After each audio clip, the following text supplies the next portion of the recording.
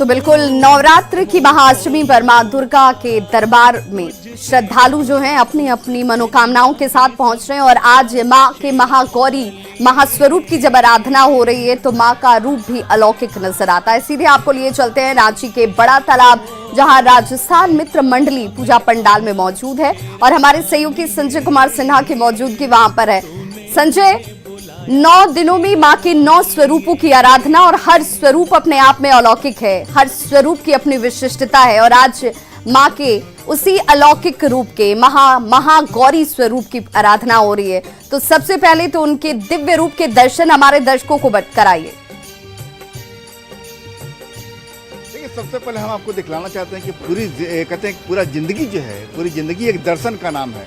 उसी दर्शन के तहत एक थीम दिया गया है। यहाँ राजस्थान जो मित्र मंडल है, यहाँ पर दिया गया स्वर्ग और नरक का थीम दिया गया है। अचार सिर्फ खाने के लिए ही नहीं है, कमाने के लिए भी है। ये अचार के बिजनेस करके महीने के 5 लाख कमा रहे हैं। आपको भी ये करना है तो फ्रीडम ऐप को अभी डाउनलोड कीजिए। और दिखाया गया कि इंसान का कर्म ही उनके जीवन का आईना है और उस आईने के तहत जैसा आप कर्म करते हैं उसी के अनुसार आपको फल मिलता है। एक यमलोक बनाया गया है। यमलोक में दिखलाया गया है कि जिस इंसान ने जैसा कर्म किया है उसको उसी के अनुसार सजा दी जा रही है।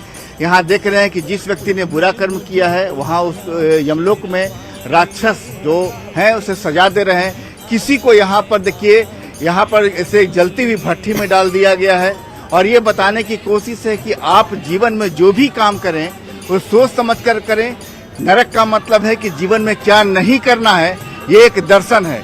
और यहाँ पर देखिए पूरा यमपुरी दिखलाया गया है। यमपुरी में यमराज बैठे हैं, उनके ठीक नीचे में यहाँ पर भगवान चित्रगुप्त बैठे हैं। लोग जीवन का लेखा जोखा वहाँ पर बताया जा रहा है और लोग यहाँ पर आ रहे हैं। एक सेल्फी जोन भी बन गया है।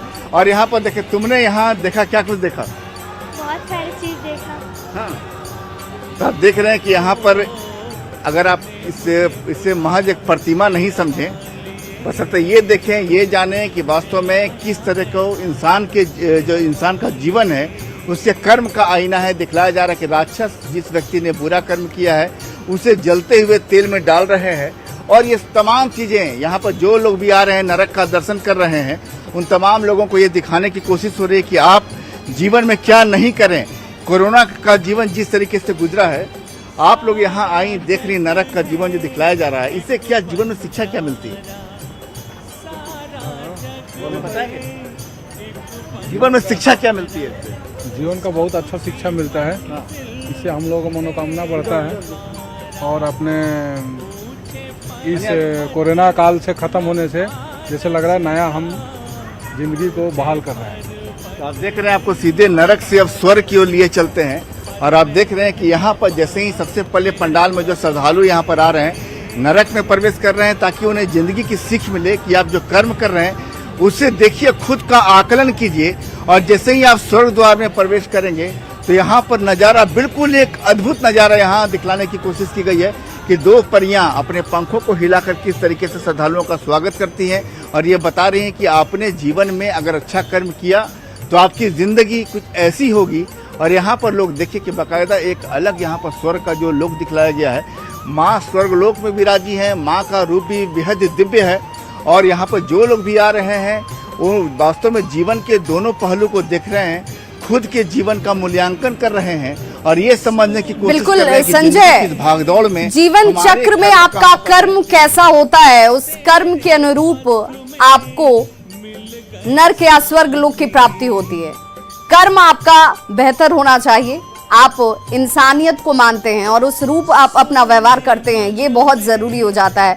मैं चाहूंगी कि आप हमारे दर्शकों को एक बार जरूर मां के उस रूप के दर्शन कराइए ताकि उन लोगों को जो कि घर से बाहर नहीं निकल पाए हैं, जो देख नहीं पाए हैं मां के इस अलौकिक स्वरूप को, वो घर बैठे न्यूज़ 18 बिहार झारखंड के जरिए मां के इस स्वरूप के दर्शन कर पाए।